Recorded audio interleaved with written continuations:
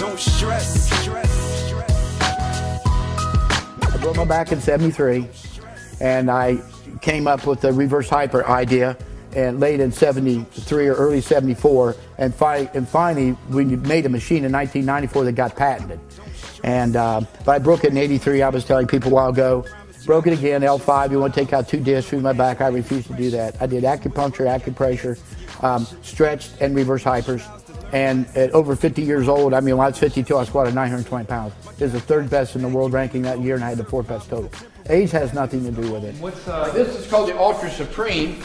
Okay. I mean, this is what we sell to colleges and large gyms.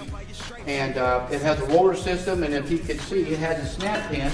You pull this pin, this comes off, and you have a roller strap system. Okay. Straps works to glutes and the hamstrings. Feels a lot like squatting. This is more spinal erector. This table tilts downward 15 degrees, flat, and this direction 15 degrees. So it has a lot of variations. Okay.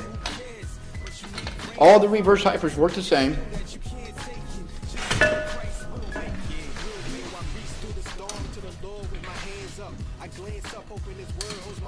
He does arch, relax, arch.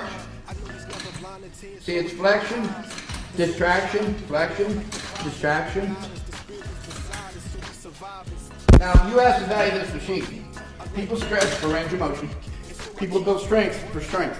This machine will build strength through range of motion.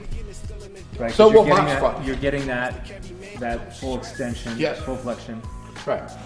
There's exercise here, and if you're a bulging disc. When I was 57, I did the 715. I'm 62, I just pulled 670 deadlift easy 2 weeks ago. All right, and if it wasn't for reverse hypers, it wouldn't happen.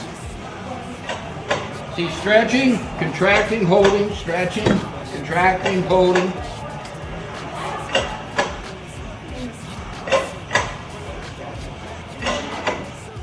The strap model is more glute and ham. This machine here is 180 for 5 is hard, 500 for sets of 10 is not hard.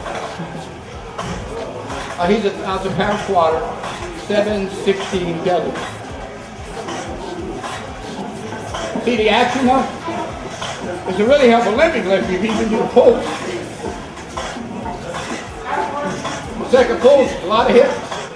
He's going to show you how to demonstrate leg curls on a reverse hyper. You can also do a hyperextension, it's big for track, a hyperextension with leg curl. They do a lot of this in Canada.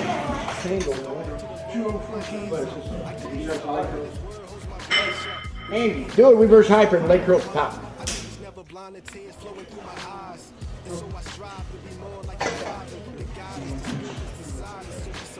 Good. Pick your head up on the way up. Pick your head up. Pick your, arch your back. Drop it. Arch. Get more flexion. Good. You never want to have hyperextension. Hyperextension is bad. If you contract hard enough, that weight right there will blow you up. Yeah. I like the heavy weight because of tractions. So I just squat it. My back is compressed from the squatting. What he just did at 950 squat. That traction is out, so my back's loose again. So before I did these, I'd be lying on the floor for like 30 minutes rolling around. Can't do it. This instantly relieves that compression. So it's real injury prevention as well as builds your butt up a lot. You do this after every workout, regardless of what you do? I do hypers before I squat and deadlift, and then after I squat. And when I normally come back at night, I do it again. That naps.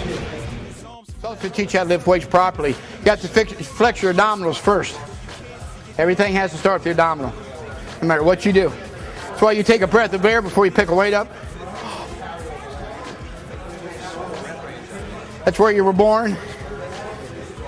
Breathing out of your mother. I didn't have a mother though, so it doesn't really count. If you want to build your clean or anything, you don't build it by doing cleans. And that's what he made me realize, and a lot of people, when you just do the movements, if you have a weakness, you're always going to have that weakness because that movement doesn't train that weakness. That's why you have weakness. So you get the main lift stronger by doing everything else. So although these are assistant lifts, basically everything we do is designed to build the main lift. So the other stuff's just like optional, and when he says he comes back in, not all the guys do extra workouts, but like when I come in to do my extra workouts, I don't do this. I do back work because my lats are my weak point, especially my bench press. on my top of my deadlift. So my extra workouts are based around that, and they're more like bodybuilding because you're trying to build that zone up. Sure. And what's your best back squat? Free squat, 1,008.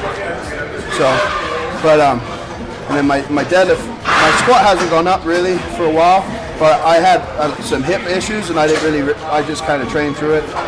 But my deadlift has gone up a lot in the last year, 60 pounds, but I almost deadlifted 800. I got it right up to lockout, just I lost my grip. So, but sumo stance or traditional? I pull conventional. I don't like sumo. This hyper, I was illustrating this morning, but he wants his feet to come under. You should look down and see the plates, looking down. And then when you reach to the rear, arch up your back and get in a straight line, and your feet are never equal to the top of the table. That's plenty high. Now look down, look up. Look down, look up. Drop down, drop up. There you go. See this? Squeeze. 10, 12 reps.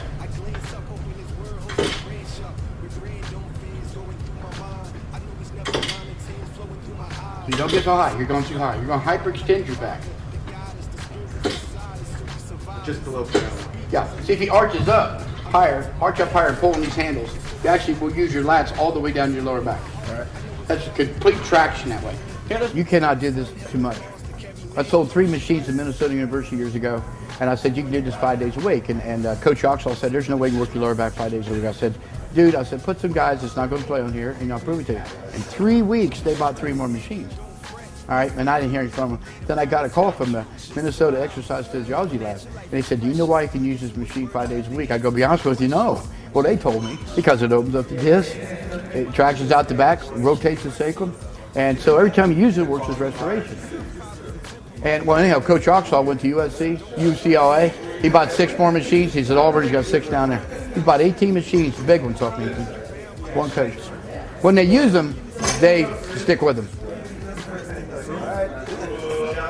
Let it come right on under. Let the weight pull you way far under. There, better. Now look down, see the plates. Look up, look down, look up. Hey, that's good. That's a good speed. You don't want to just totally swing it, and you don't want to go real slow. That's a good speed. There's nothing that'll duplicate it. You could jump up in a power rack and put a couple boards across and jump up on it, and then tie it. And what you do, you take a belt like a Olympic 45, run the belt through that. Put the plate between your leg, right? Run it through the hole, run your ankle back through the hole, and then have some tightened up. And you have somebody pick it up on it. That's how I did it originally. So don't stress. Don't stress.